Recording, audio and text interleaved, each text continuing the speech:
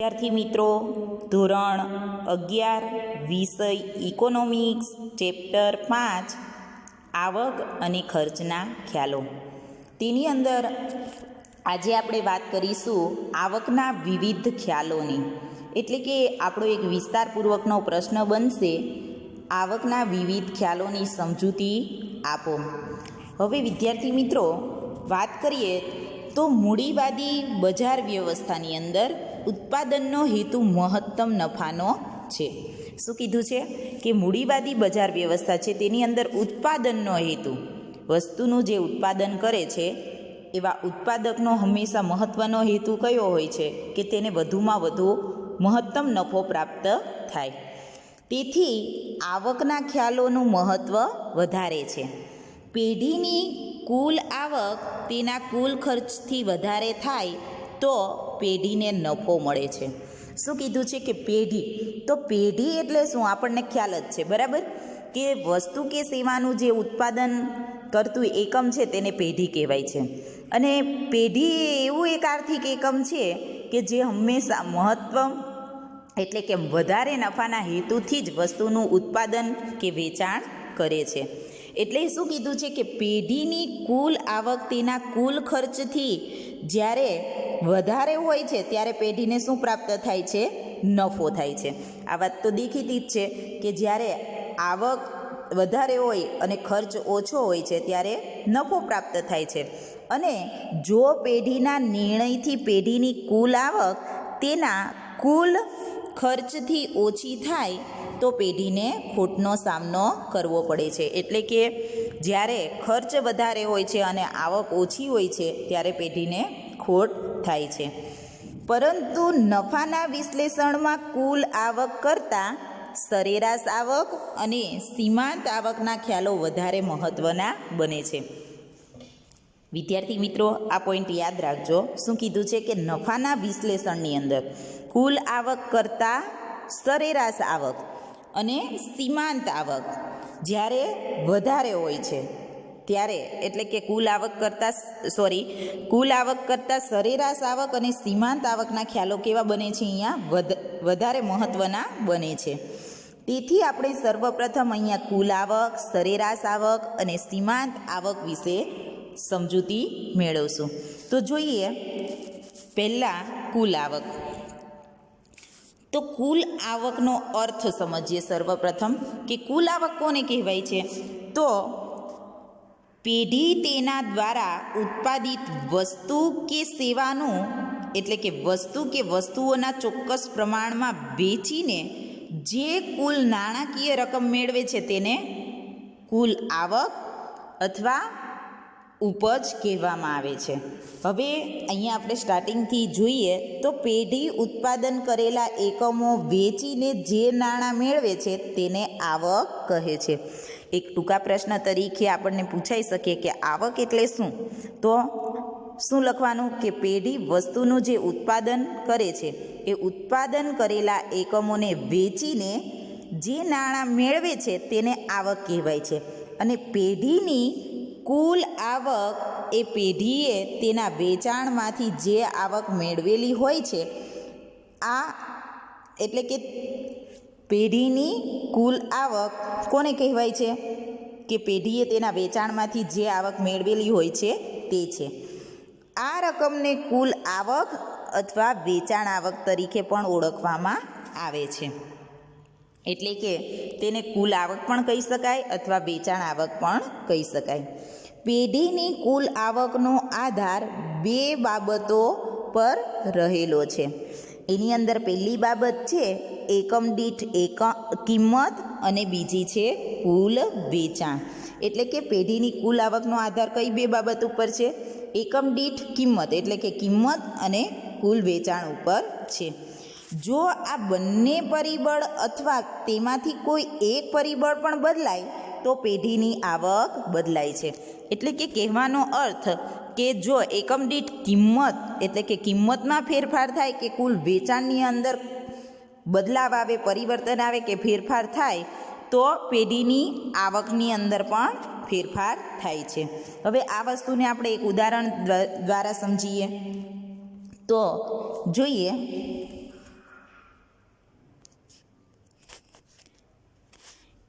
એક પેઢી પેનનું ઉત્પાદન કરે છે. શું કીધું છે? કોઈ એક પેઢી છે જે પેનનું ઉત્પાદન કરે છે.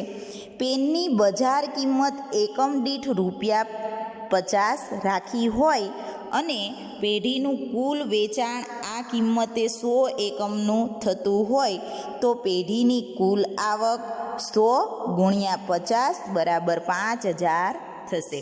એટલે કે કહેવાનો અર્થ કે કોઈ એક પેઢી છે તે પેનનું ઉત્પાદન કરે છે.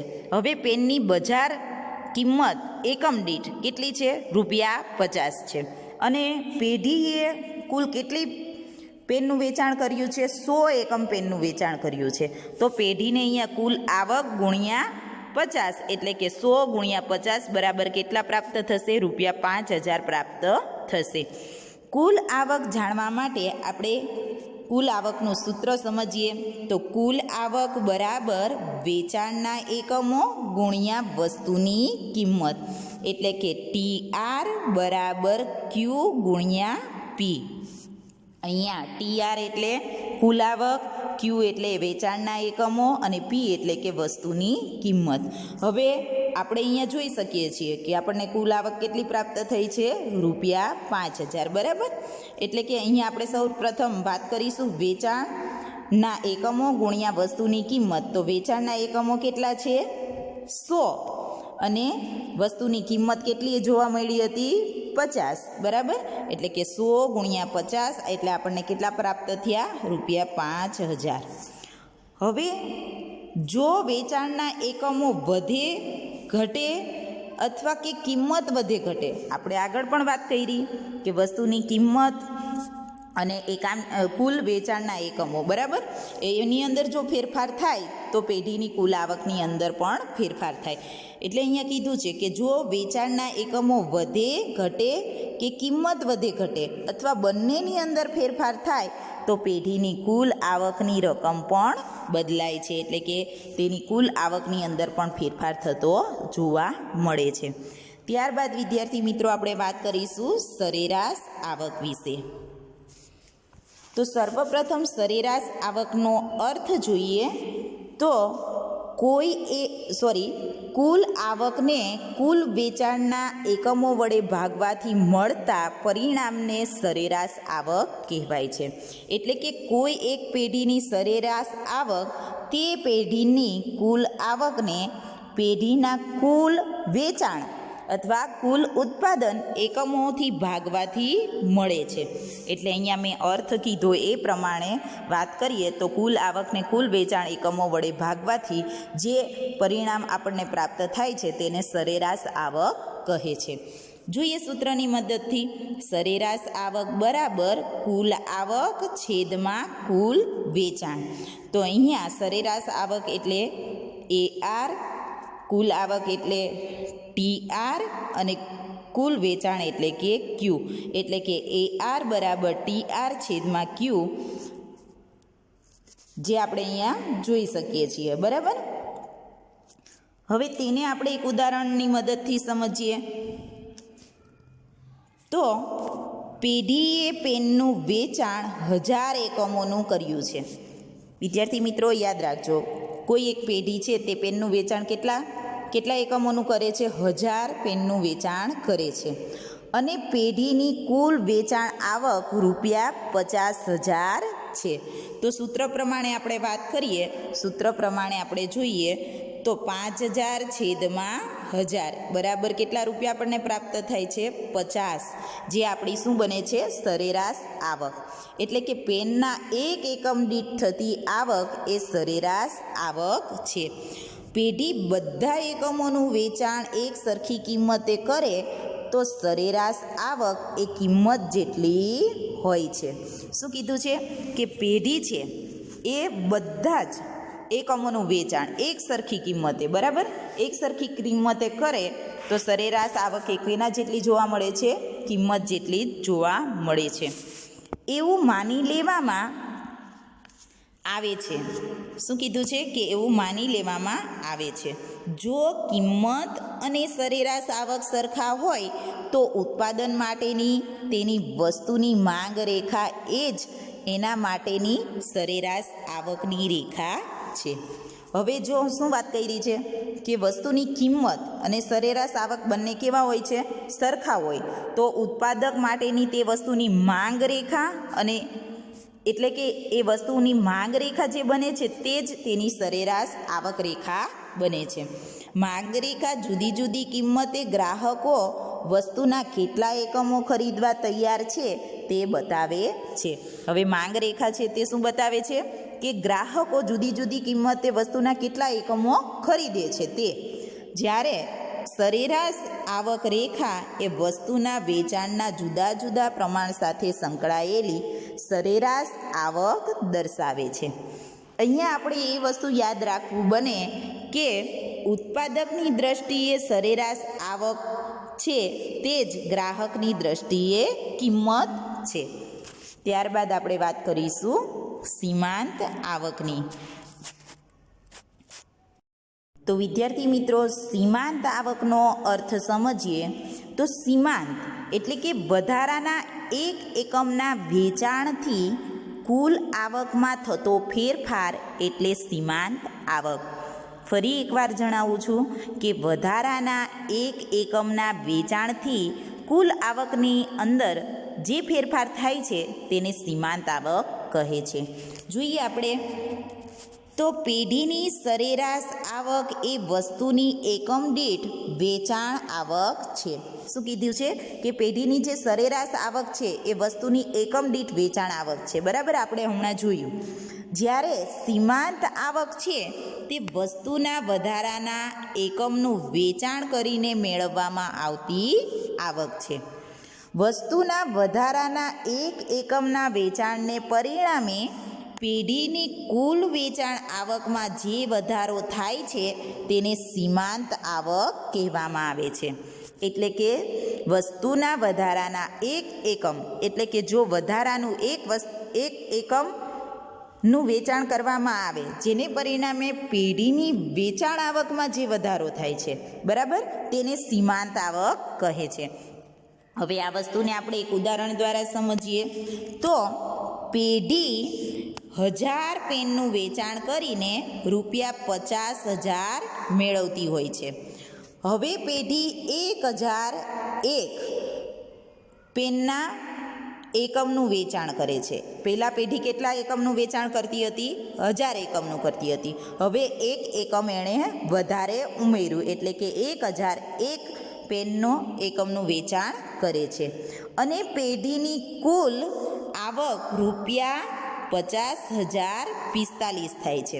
હવે વધારાના એક એકમનું વેચાણ કરવાથી તેની આવકની અંદર કેટલો વધારો થાય છે? પહેલાં એને રૂપિયા કેટલા પ્રાપ્ત થતા હતા? 50,000 પ્રાપ્ત થતા હતા. હવે 1001 એકમનું વેચાણ કર્યું એટલે પેઢીને કેટલા રૂપિયા પ્રાપ્ત થાય છે? 50,045. તો પેઢીની આવકમાં જે ₹45નો વધારો થયો, બરાબર, તે સીમાંત આવક છે. વસ્તુના વધારાના એકમના વેચાણથી પેઢીની આવકમાં જે વધારો થાય છે તે સીમાંત આવક છે. હવે આ વસ્તુને આપણે સૂત્રની મદદથી જોઈએ તો સીમાંત આવકનું સૂત્ર જોઈએ તો MRN બરાબર RN માઇનસ R કૌંસમાં N-1, જ્યાં MR એટલે શું કીધું છે? સીમાંત આવક.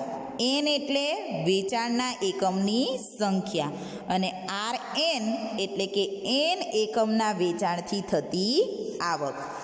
હવે જોઈએ RN-1 બરાબર એટલે કે R કૌંસમાં N-1 એટલે N-1ના એકમના વેચાણથી થતી આવક. હવે આપણે એ વાતને ઉદાહરણની મદદથી જોઈએ એટલે કે સૂત્રની અંદર મૂકીને જોઈએ તો ઉત્પાદક અથવા વેચનાર પેનના 1000 એકમોએ ₹50ની એકમ દીઠ કિંમતે વેચે છે. એટલે કે એક પેન 50 રૂપિયે વેચે છે ત્યારે કુલ આવક એને ₹50,000 થાય છે. હવે જ્યારે 1000 એકમનું વેચાણ કરે છે ત્યારે એને કેટલા પ્રાપ્ત થાય છે? ₹50,000 પ્રાપ્ત થાય છે. હવે પેનના 1000 એકમ એટલે કે 1001 એકમના વેચાણથી તેની કુલ આવક ₹50,045 થાય છે. તો સીમાંત આવક જે સૂત્ર દ્વારા આપણે વાત કરીએ તો અહીંયા એન એટલે વેચાણના એકમોની વાત કરી છે, એટલે n બરાબર 1001, જેથી n-1 બરાબર આપણને કેટલા પ્રાપ્ત થયા છે? 1000. હવે સૂત્રની મદદથી વાત કરીએ તો MRN બરાબર RN-R n-1. તો અહીંયા આપણને કેટલા RN બરાબર કેટલા પ્રાપ્ત થાય છે? 50,045 માઇનસ 50,000, તો આપણને કેટલા પ્રાપ્ત થશે? ₹45, જે આપણી શું બનશે? સીમાંત આવક બને છે. તો વિદ્યાર્થી મિત્રો, આ હતો આપણો આજનો પ્રશ્ન, આવકના વિવિધ ખ્યાલો. અસ્તુ.